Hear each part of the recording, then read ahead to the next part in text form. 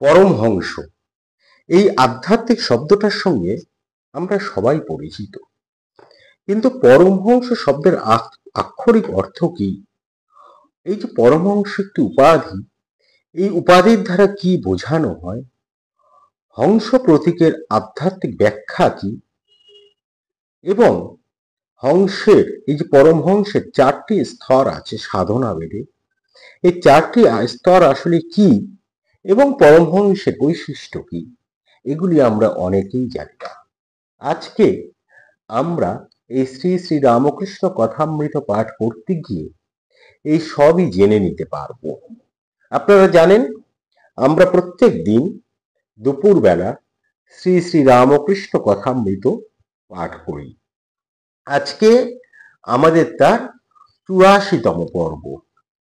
আমরা এই যে শ্রীম লিখেছেন কথামৃতের যে অধ্যায়টি, ঠাকুর শ্রী রামকৃষ্ণ ভক্ত সঙ্গে দক্ষিণেশ্বর কালীবাড়ির মধ্যে, তার 12 পরিচ্ছেদ আজকে আমরা পাঠ করব।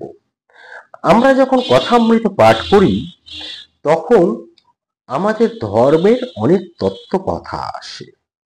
আপনারা জানেন, ঠাকুর এই যে কথামৃতের মধ্যে দিয়ে মূলত যারা গৃহী তারা কিভাবে ঈশ্বরের সেবা করবেন, ঈশ্বরকে জানবেন, আধ্যাত্মিকতার পথে এগিয়ে যাবেন, সেইটি ঠাকুর শিখিয়েছেন। ফলে আমরা কথামৃত পাঠ করতে গিয়ে আমাদের ধর্মটা কি সেইটি জানতে পারি। এবার এই ধর্ম, সেটি আধ্যাত্মিক ধর্ম, ধর্মের তো বিভিন্ন প্রকারভেদ আছে। সেটি আধ্যাত্মিক ধর্ম যখন আধ্যাত্মিকতায় ব্যবহার হচ্ছে, কখনো সেটি জীবন ধর্ম, কখনো সমাজ ধর্ম, কখনো সেটা পারিবারিক ধর্ম, এই সব কিছুই কিন্তু আমরা কথামৃতের মধ্যে দিয়ে জেনে নিতে পারি। এবং স্বাভাবিকভাবে এর ফলে কিছু তত্ত্ব কথা আসে, কিছু চরিত্রও আসে, আমরা তার ব্যাখ্যা দিই। তখনই এই ব্যাখ্যাটা দিই যখন স্বয়ং ভগবান শ্রী রামকৃষ্ণর ব্যাখ্যা করে যাননি বা শ্রীম তার ব্যাখ্যা দেননি, তখন আমরা তার ব্যাখ্যা দিই। এবং যখন বিভিন্ন চরিত্ররা আসেন যারা ঠাকুরের আলোয় আলোকিত হয়ে এই সমাজকে আলোকিত করেছেন, তাদেরও একটি সংক্ষিপ্ত পরিচয় দিই। আপনারা আশা করি আমাদের এই পাঠের ধরনটা এতদিন উপলব্ধি করতে পেরেছেন। আজকে আমরা সেই দক্ষিণেশ্বরের দশহরা দিবসে গৃহস্থ শ্রম কথা প্রসঙ্গে ঠাকুর কি বলছেন সেটি জেনে নেব। যদি ভালো লেগে থাকে অবশ্যই একটি লাইক করবেন এবং একটু মন্তব্য করে যাবেন।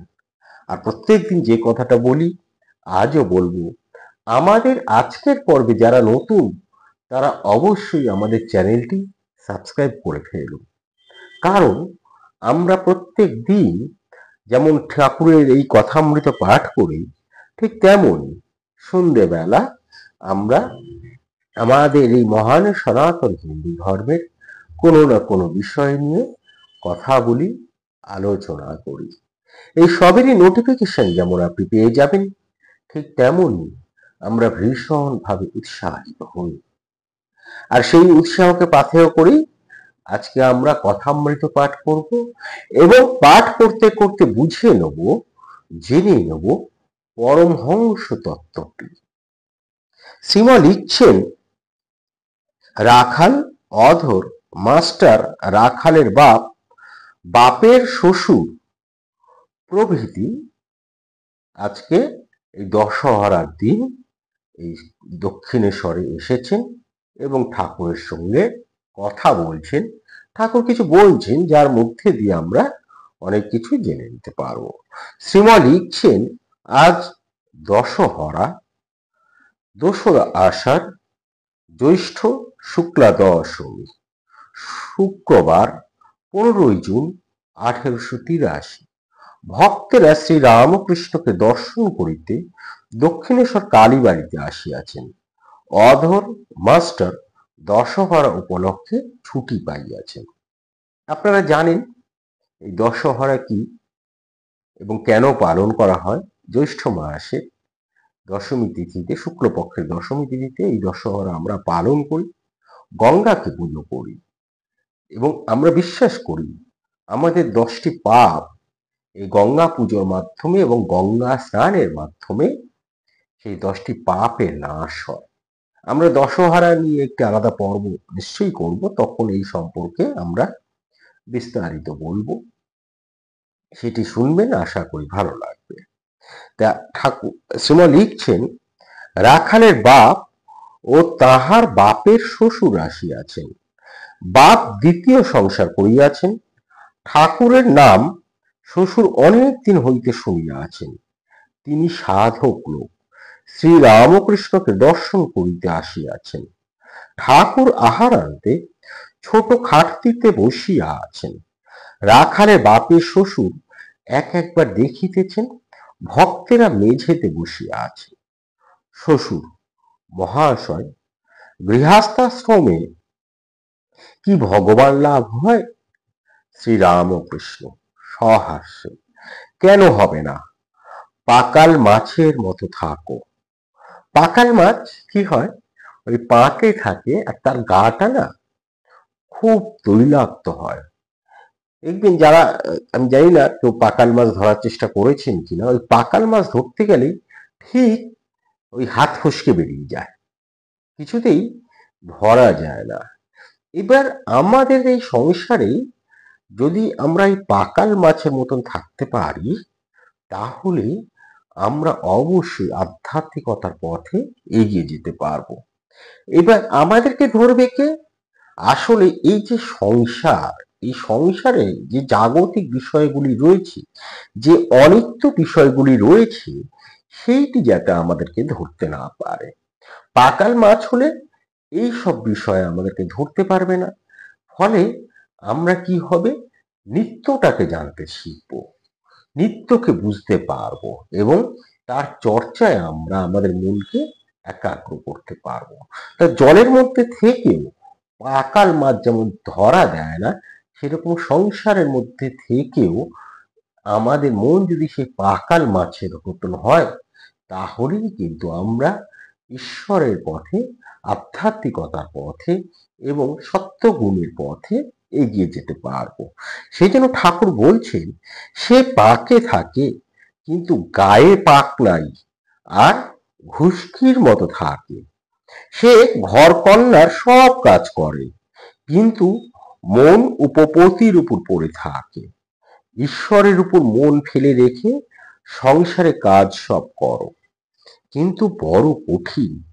আমি ব্রহ্মজ্ঞানীদের বলেছিলাম, যে ঘরে আচার তেঁতুল আর জলের জ্বালা, সেই ঘরে বিকারের রোগী। কেমন করে রোগ সারবে? আচার তেঁতুল মনে করলে মুখে জল সরে। পুরুষের পক্ষে স্ত্রীলোক আচার তেঁতুলের মতো, আর বিষয় তৃষ্ণা সর্বদাই লেগে আছে, ওইটি জলের জ্বালা। এ তৃষ্ণা শেষ নাই। বিকারের রোগী বলে, এ জ্বালা জল, এক জ্বালা জল খাবো, বড় কঠিন। সংসারে নানা গুণ, এদিকে যাবি পোস্তা ফেলে মারবো, ওদিকে যাবি ঝাঁটা ফেলে মারবো, এদিকে যাবি জুতো ফেলে মারবো। আর নির্জন না হলে ভগবান চিন্তা হয় না। সোনা গলিয়ে গয়না করব, তা যদি গলাবার সময় 5 বার ডাকে, তাহলে সোনা গলানো কেমন করে হয়? চাল কাকড়ছো একলা বসে কাটতে হয়, একবার চাল হাতে করে তুলে দেখতে হয় কেমন সাফ হলো। কাটতে কাটতে যদি 5 বার ডাকবে, ভালো কারা কেমন করে হয়? তাহলে দেখুন, সংসারে থেকে ঈশ্বরের সেবা করা কত বাধা ঠাকুর আমাদেরকে দেখাচ্ছে। তাহলে এত বাধার মধ্যে আমরা ঈশ্বরের সেবা কি করে করব? নিজের মধ্যে সত্যগুণ কিভাবে জাগিয়ে তুলব? আধ্যাত্মিকতার পথে কিভাবে এগিয়ে যাব? এই যে জ্ঞান, সেই জ্ঞানকে আমরা কিভাবে উপলব্ধি করব, তার উপায়ও কিন্তু ঠাকুর আমাদেরকে বলছেন। শ্রীময় একটি সাব হেডিং করেছেন তীব্র বৈরাগ্য। উপায় হচ্ছে তীব্র বৈরাগ্য। আর সেই জন্য তখনই তিনি তীব্র বৈরাগ্য বোঝাতে গিয়ে তিনি পূর্ব কথা গঙ্গা প্রসাদের সহিত যে দেখা সেই কথাটি তিনি বর্ণনা করবেন। এখন শ্রীমৎ আর একটি সাবহেডিং দিচ্ছেন, বলছেন উপায় তীব্র বৈরাগ্য, পূর্ব কথা গঙ্গা প্রসাদের সহিত দেখা। একজন তখন ভক্ত বলছেন, মহাশয় এখন উপায় কি? এই যে ভক্তের যে প্রশ্ন, এই যে ঠাকুর এতগুলো বাধার কথা বললেন, আমরা এই বাধার কথা শুনলাম, শুনে সে ভক্তের যে প্রশ্ন সেটা তো আমাদেরও প্রশ্ন, তাহলে উপায় কি? ঠাকুর আমাদেরকে জানাচ্ছেন উপায় আছে। তিনি বলছেন যদি তীব্র বৈরাগ্য হয় তাহলে হয়, যা মিথ্যা বলে জানছি রোগ করে তৎক্ষণাৎ ত্যাগ করো। যখন আমার ভারী ব্যাম গঙ্গাপ্রসাদ সেনের কাছে লয়ে গেল, গঙ্গাপ্রসাদ বললে স্বর্ণপটপটি খেতে হবে, কিন্তু জল খেতে পাবে না, বেদানার রস খেতে পারো। সকলে মনে করলে জল না খেয়ে কেমন করে আমি থাকবো, আমি রোগ করলুম, আর জল খাবো না। পরমহংস, আমি তো পাতিহাঁস নই, রাজহাঁস, দুধ খাবো। এই যে শুরুতেই বলছিলাম পরমহংস, এই শব্দটা তো আমরা জানি। বলা হয় যে দুধ আর জল, দুধের মধ্যে যে জল মেশানো থাকে, গোয়ালারা অবশ্যই জল মেশাবেন। তা পরমহংস রাজহাঁস এই জলটাকে আলাদা করে দুধটাকে খালি গ্রহণ করে। আমাদের আধ্যাত্মিকতার পথে যত অনিত্য আছে তাকে আলাদা করে দিয়ে যখন নিত্যকে গ্রহণ করা হয়, তখনই তিনি, যিনি এটি করতে পারেন, তিনি পরমহংস হয়ে ওঠেন। এই যে পরমহংস, এই শব্দটার অর্থ কি? এই শব্দটার হচ্ছে পরম। পরম মানে সর্বোচ্চ, চরম, অতুলনীয়। এটাই তো পরম, যার ওপরে আর কিছু হয় না, সর্বোচ্চ। আর হংস, হংস মানে জানেন আপনারা রাজহাঁস, এই রাজহাঁস বা ঐশ্বরিক হাঁস, একেই হংস বলছি পরমহংসের ক্ষেত্রে। তাহলে আক্ষরিক অর্থে এইটি দাঁড়াচ্ছে যে সর্বোচ্চ রাজহংস আধ্যাত্মিক জগতে এক এমন সত্তা যিনি ব্রহ্মজ্ঞান লাভ করে সংসার ও মায়ার ঊর্ধ্বে উঠে গেছেন।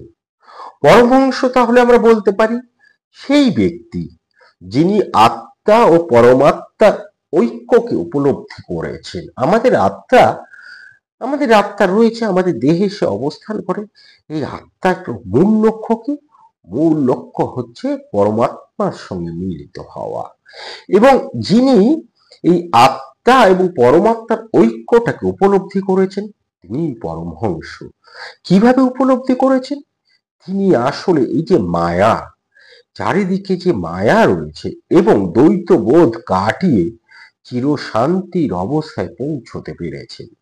আর সেই জন্য তিনি আত্মা এবং পরমাত্মার ঐক্য উপলব্ধি করেছেন। তিনি বুঝতে পেরেছেন সত্য চিৎ আনন্দ। আত্মা হচ্ছে সত্য চিৎ আনন্দ।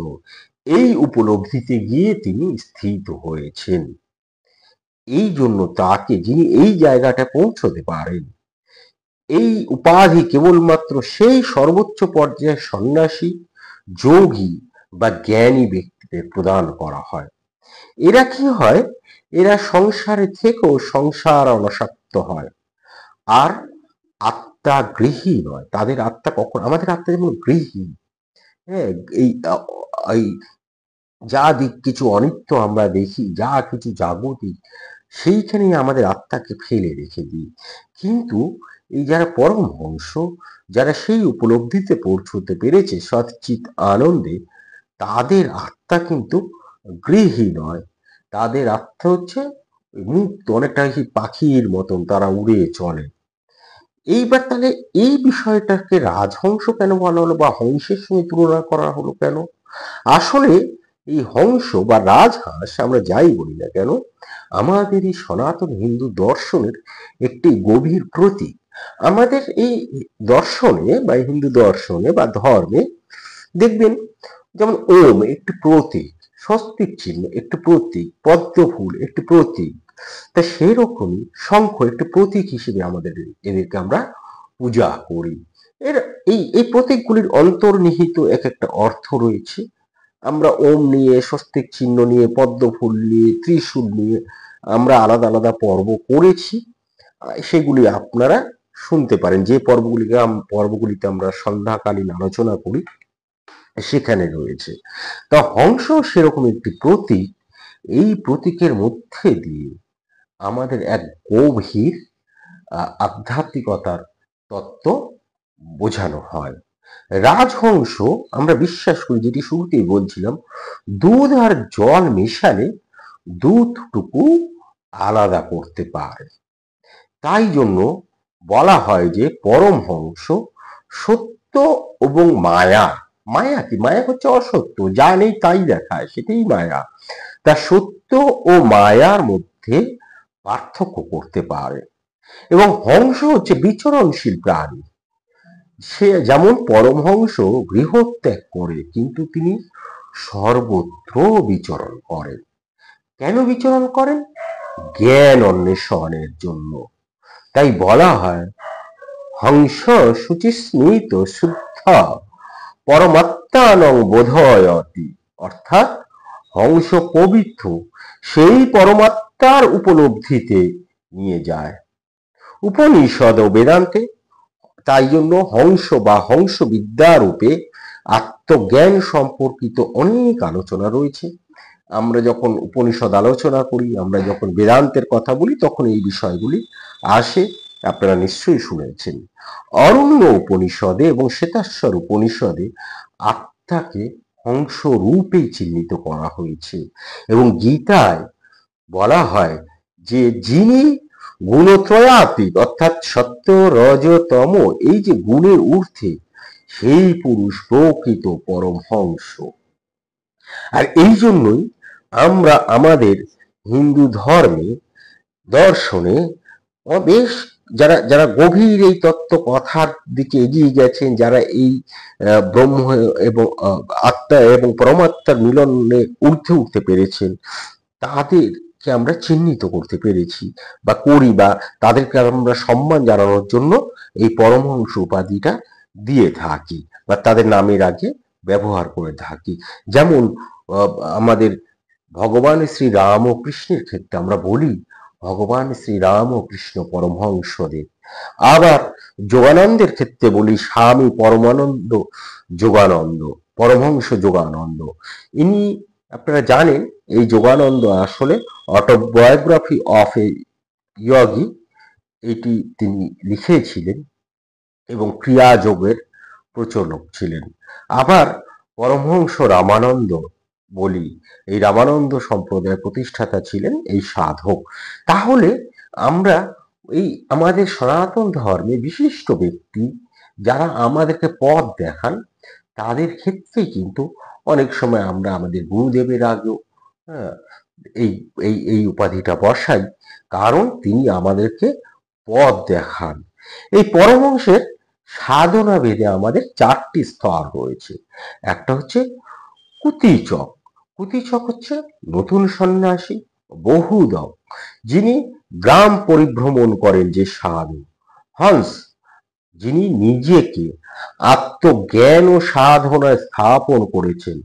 আর পরমহংস, পরমহংসতে প্রথমে কি হয়, এই পরমহংস উপাধিতে যেতে গেলে বা এই সর্বোচ্চ এই পর্যায়ে যেতে গেলে আগের সেই পর্যায়গুলো কুতিচক, বহুদক, হংস, এইগুলো পেরিয়ে আসতে হয়।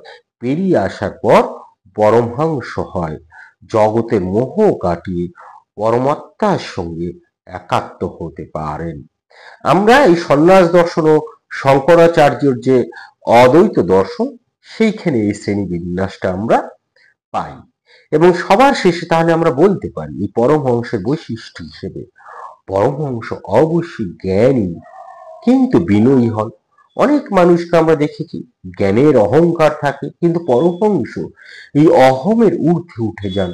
তাই জন্য জ্ঞানী এবং কিন্তু বিনয়ী হন, সংসার বৈরাগী হন, কিন্তু সকল প্রাণীর প্রতি তাই মমতাশীল হয়ে থাকেন, যেটি আমরা ভগবানের শ্রী রাম ও কৃষ্ণের মধ্যে পাই।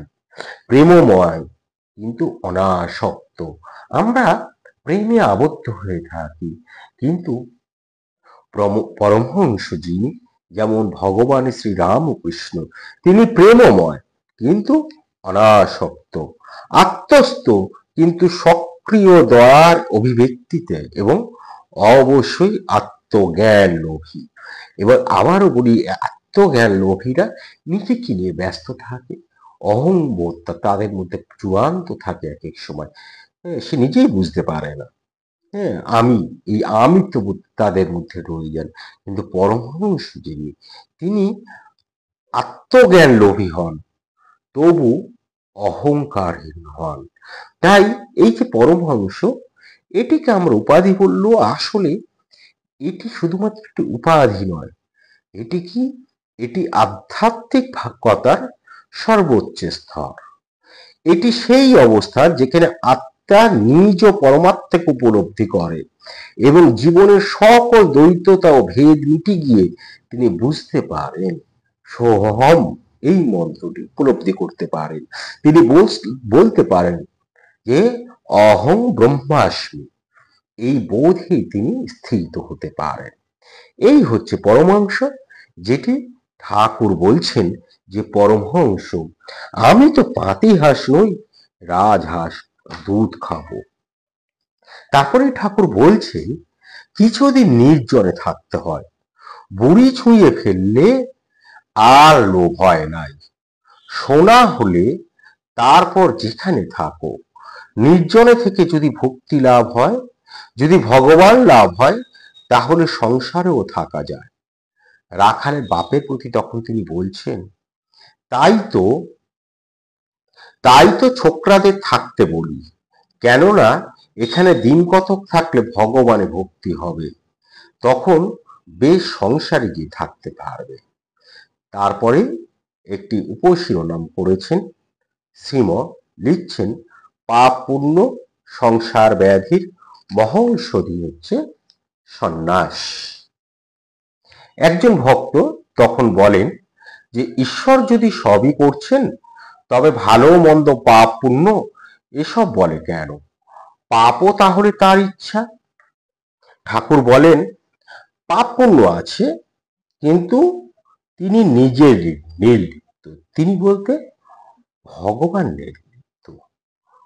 খুব সুন্দর তারপর বলছে, আপনারা শুনুন, ভালো লাগবে।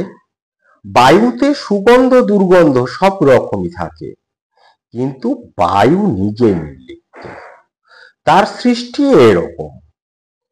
ভালো মন্দ সৎ সৎ, যেমন গাছের মধ্যে কোনটা আম গাছ, কোনটা কাঁঠাল গাছ, কোনটা আমড়া গাছ, দেখো না, দুষ্টু লোকেরও প্রয়োজন আছে। যে তালুকের প্রজারা দুর্দান্ত, সে তালুকে একটা দুষ্টু লোককে পাঠাতে হয়, তবে তালুকে শাসন হয়। আবার গৃহস্থাশ্রমের কথা পড়িল। শ্রীরাম ও কৃষ্ণ ভক্তদের প্রতি কি জানো, সংসার করলে মনের বাজে খরচ হয়ে পড়ে। কি সুন্দর কথাটা বলছেন তিনি, যে সংসার করলে মনের বাজে খরচ হয়ে পড়ে।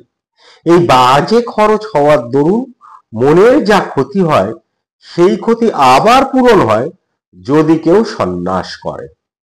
এবার এই সন্ন্যাস কি সেটি আমরা আগামী দিন বলবো। আজকে এই সন্ন্যাস বলতে গেলে আমরা সন্ন্যাস শব্দটার সঙ্গে আবারও বলি, আধ্যাত্মিক শব্দটির সঙ্গে আমরা পরিচিত, কিন্তু প্রকৃত সন্ন্যাসটা কি সেইটি আমরা অনেকেই জানি না। হ্যাঁ, তা এই সন্ন্যাসকে আমরা এর পরের দিন বিস্তারিত আলোচনা করবো, একটি বাক্যে নয়। তা ঠাকুর বলছেন যে বাপ প্রথম জন্ম দেন, তারপর দ্বিতীয় জন্ম উপনয়নের সময়, আর একবার জন্ম হয় সন্ন্যাসের সময়। কামিনী ও কাঞ্চন এই দুটি বিঘ্ন, মেয়ে মানুষের আসক্তি ঈশ্বরের পথ থেকে বিমুখ করে দেয়। কিসে পতন হয়, পুরুষ জানতে পারে না। যখন কেল্লায় যাচ্ছি একটুও বুঝতে পারে না যে গড়ানে রাস্তা দিয়ে যাচ্ছি। কেল্লার ভিতর গাড়ি পৌঁছলে দেখতে পেলেও কত নিচে এসেছি। আহা, পুরুষদের বুঝতে দেয় না। কাপ্তেন বলে, আমার স্ত্রী জ্ঞানী, ভূতে যাকে পায় সে জানে না যে ভূত পেয়েছে। সে বলে, বেশ আছি। সকলে নিস্তব্ধ। সংসার শুধু যে কামের ভয় তা নয়, আবার ক্রোধও আছে। কামনার পথে কাঁটা পড়লেই ক্রোধ। এই যে আমাদের ষড়রিপু, যে ষড়রিপু আমাদেরকে ঈশ্বরের দিক থেকে দূরে সরিয়ে রাখে, কাম, ক্রোধ, লোভ, মোহ, মদ এবং মাৎসর্য, এই ষড়রিপুর মধ্যে আমরা অনেকেই ভাবি আমি তো কাম রিপুকে জয় করতে পারছি, তাহলে আর কি।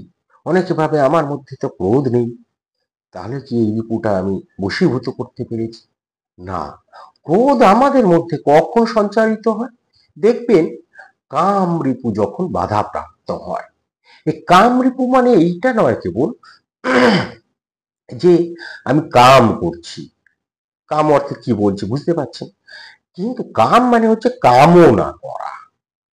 এবার সেটি এই কামিনী কাঞ্চনে, মানে কামিনীর প্রতি যেমন, কামিনীকে যেমন কাম করছি, কাঞ্চনকেও যখন আমি কামনা করছি, সেটাও কাম রিপুরই অন্তর্গত। আর সেইটি যখন আমাদের লাভ হয় না, অর্থাৎ কাম রিপু যখন বাধা প্রাপ্ত হয়, তখন আমরা রেগে যাই। এবং এই রেগে গিয়ে কি করি? রেগে গেলেই আমাদের বুদ্ধি নাশ হয়। তখন যা অধর্ম সেইটিই করি। হ্যাঁ, যে এই যে রেগে গিয়ে, খুব সামান্য একটা উদাহরণ দিই, রেগে গিয়ে আমি একটি জলের গ্লাস ছুঁড়ে ভেঙে ফেললাম। ওটিতে ধর্ম নয়, আমার ধর্ম তো জলের গ্লাসটা ভাঙা নয়। ধর্ম মানেই এই নয় যে আমি ঈশ্বরের কথা ভাবছি না, মানে এই অধর্ম এরকম নয়। কিন্তু যেটা আমার করা উচিত নয়, যেটা সমীচীন নয়, সেটা করাটাই না, মানে করে ফেলাটাই তো অধর্ম। তা আমি কাঁচের গ্লাসটা ভেঙে ফেললাম রেগে গিয়ে, অর্থাৎ আমার বুদ্ধি নাশ হলো। গুঁড়ো গুঁড়ো হয়ে চারিদিকে ছড়িয়ে পড়লো একটা দামি জিনিস, ভেঙে গেল, আমার বুদ্ধি নাশ হলো, ক্ষতি হলো। এবার ক্ষতিটা যে আমার হলো তা তো না, অন্য কারোরও ক্ষতি হলো। এবার অন্য কারোর যখন আমি ক্ষতি করছি, তখন তো সেটা দুষ্কর্ম হয়ে গেল। আর যা দুষ্কর্ম, সেইটাই তো অধর্ম হয়ে যায়, তাই না? তা সেই সংসারে শুধু যে কামের ভয় তা নয়, আবার ক্রোধ আছে। কামনার পথে কাঁটা পড়লেই ক্রোধ। মাস্টার, আমার পাতের কাছে বেড়াল মূলো বাড়িয়ে মাছ নিতে আছে, আমি কিছু বলতে পারি না।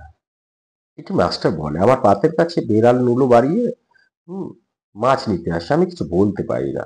তখন দেখুন কতটা বাস্তবসম্মত কথা ঠাকুর এই সময় বললেন।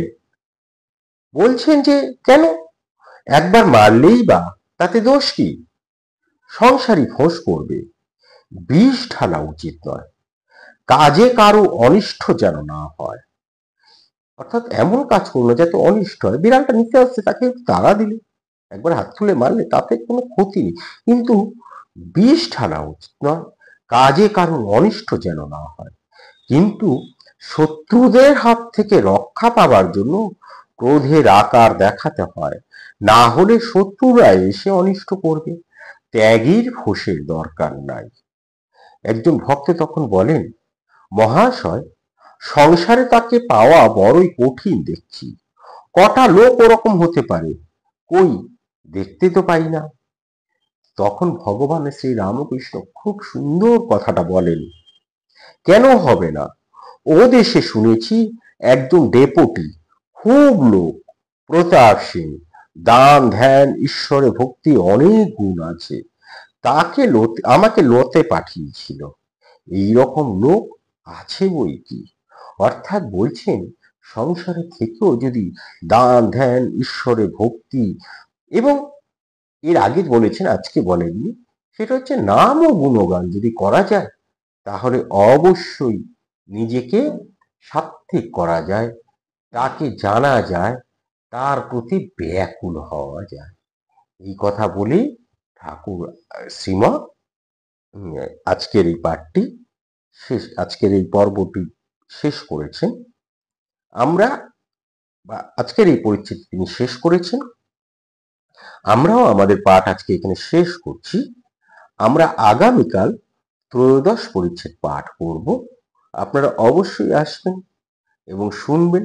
আশা করি আমাদের এই পাঠ আপনাদের বিরক্তির উদ্রেক করছে না।